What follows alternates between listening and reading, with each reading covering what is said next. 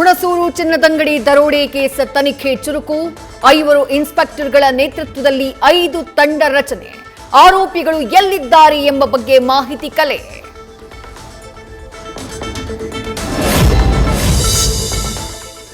ಸಿಸಿಟಿವಿಯಲ್ಲಿ ಸೆರೆಯಾದ robbery ಗ್ಯಾಂಗ್ನ ಮುಖಚಹರೆ. Hindi ಭಾಷೆ ಮಾತನಾಡ್ತಾ ಇದ್ದ 5 ಫೋಟೋ ಆಧರಿಸಿ ಪೊಲೀಸರಿಂದ ತಲಾಶ್.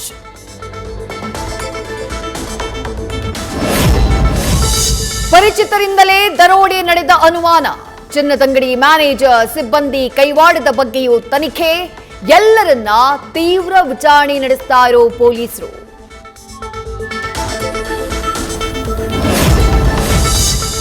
ಹುಣಸೂರಲ್ಲಿ ಚಿನ್ನ ಕದ್ದ ದಿನವೇ ಮೈಸೂರಲ್ಲೂ ಮುಸುಕುಧಾರಿಗಳ ಎಂಟ್ರಿ. ಮುಖಕ್ಕೆ ಮಂಕಿ ಕ್ಯಾಪ್, ಕೈಗೆ ಗ್ಲೌಸ್ ಧರಿಸಿ ಓಡಾಟ.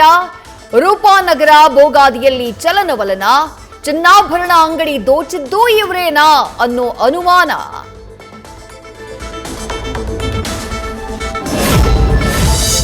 ಮೈಸೂರಿನ ಕಾವೇರಿ ಬಡಾವಣೆಯಲ್ಲಿ ಮೊನ್ನೆ ಬೈಕ್ ಕಳ್ಳತನ.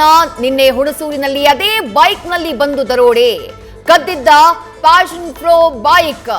ಹುಣಸೂರಲ್ಲೂ ಕಾಣಿಸಿದ್ದಕ್ಕೆ ಹೆಚ್ಚಿರೋ ಅನುಮಾನ.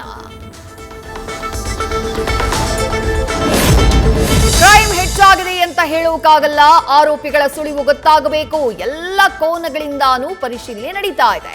ಹುಣಸೂರು ದರೋಡೆ ಕೇಸ್ ಬಗ್ಗೆ ಮೈಸೂರು ಉಸ್ತುವಾರಿ ಸಚಿವ ಡಾಕ್ಟರ್ ಎಚ್.ಸಿ. ಮಹದೇವಪ್ಪ ಪ್ರತಿಕ್ರಿಯೆ.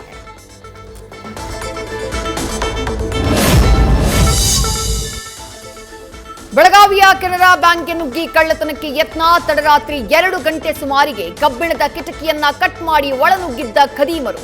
ಪೊಲೀಸ್ ವಾಹನದ ಸೈರನ್ ಕೇಳ್ತಾ ಇದ್ದ ಹಾಗೆ ಎಸ್ಕೇಪ್.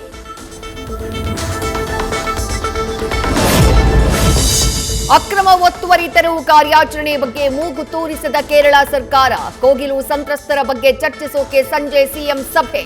ಮುಂದೆ ಏನು ಕ್ರಮ ಕೈಗೊಳ್ಳಬೇಕು ಅನ್ನುವ ನಿರ್ಧಾರ ಸಾಧ್ಯತೆ.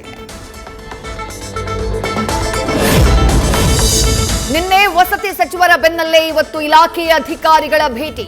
ಕೋಗಿಲು ಲೇಔಟ್ ನಿವಾಸಿಗಳಿಂದ ದಾಖಲೆಗಳ ಸಂಗ್ರಹ. 12 ತಂಡಗಳಾಗಿ ಹೋಗಿ ಪ್ರೂಫ್ ಹಾಗೆ ಮನೆ ಇದ್ದ ಸ್ಥಳಗಳ ಪರಿಶೀಲನೆ.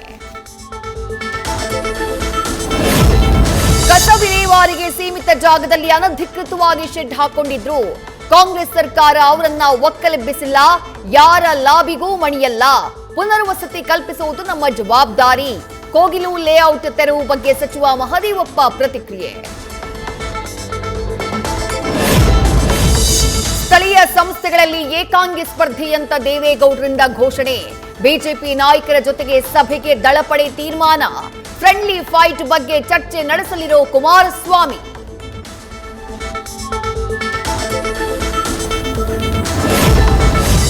ಚುನಾವಣೆಗೂ ಮೊದಲು ಅವನ ಮುಖ ಚೆನ್ನಾಗಿತ್ತು. ರಿಸಲ್ಟ್ ಬಂದ ಬಳಿಕ ನೋಡಿದಾಗ ನನ್ನ ಮನಸ್ಸು ಒಡೆದು ಹೋಯಿತು. ವಿ ಸೋಮಣ್ಣನನ್ನ ಗೆಲ್ಲಿಸಿ ತಪ್ಪು ಮಾಡಿಬಿಟ್ಟೆ, ಕ್ಷಮಿಸಿ ಎಂದ ಮಾಜಿ ಸಂಸದ ಜಿಎಸ್ ಬಸವರಾಜು.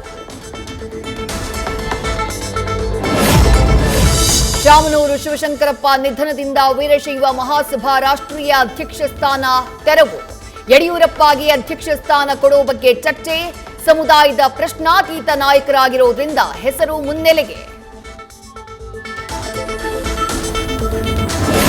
ಸಮರ್ಥ, ಯೋಗ್ಯ, ಗಟ್ಟಿ ಧ್ವನಿಯವರು ಮಹಾಸಭಾ ಅಧ್ಯಕ್ಷರಾಗಬೇಕು. ರಂಭಾಪುರಿ ಶ್ರೀಗಳ ಹೇಳಿಕೆಯಿಂದ ವೀರಶೈವ ಲಿಂಗಾಯತ ಸಮುದಾಯದಲ್ಲಿ ಸಂಚಲನ. ರೇಸ್ನಲ್ಲಿ ಶಂಕರ್ ಬಿದರಿ, ಈಶ್ವರ ಖಂಡ್ರೆ, ಪ್ರಭಾಕರ್ ಕೋರೆ ಹೆಸರು ಕೂಡ ಮುನ್ನೆಲೆಗೆ. 2023ರ ಎಲೆಕ್ಷನ್ನಲ್ಲಿ ಉದ್ಯಮಿಯೊಬ್ಬರಿಂದ 99 ಲಕ್ಷ ರೂಪಾಯಿ ಸಾಲ ಪಡೆದಿದ್ದ ಬಿಜೆಪಿ ಶಾಸಕ ಹಣ ಹಿಂದಿರುಗಿಸದ ಕಾರಣ ಶರಣು ಸಲಗಾರ್ ವಿರುದ್ಧ ದೂರು. ಬಸವ ಕಲ್ಯಾಣ ನಗರ ಠಾಣೆಯಲ್ಲಿ ಎಫ್ಐಆರ್.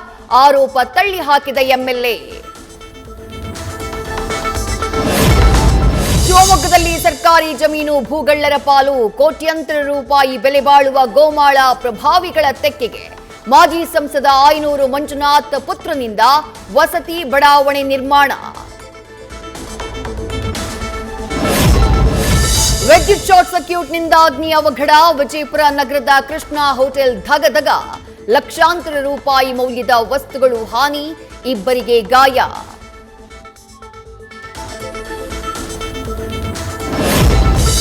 ವೀಕೆಂಡ್ನಲ್ಲಿ ಕನ್ನಡ ಸಿನಿಮಾ ನೋಡೋಕೆ ಮುಗಿಬಿದ್ದ ಜನ. ಮಾರ್ಕ್ ಹಾಗೂ 45 ಸಿನಿಮಾಗಳು ಹೌಸ್ಫುಲ್. ಹೆಚ್ಚಿನ ಸಂಖ್ಯೆಯಲ್ಲಿ ಫ್ಯಾಮಿಲಿ ಆಡಿಯನ್ಸ್ ಚಿತ್ರ ವೀಕ್ಷಣೆ. ನ್ಯೂಸ್ ಫಸ್ಟ್ ನಿರ್ಭೀತಿಯಿಂದ ನಿಮ್ಮ ಪರವಾಗಿ.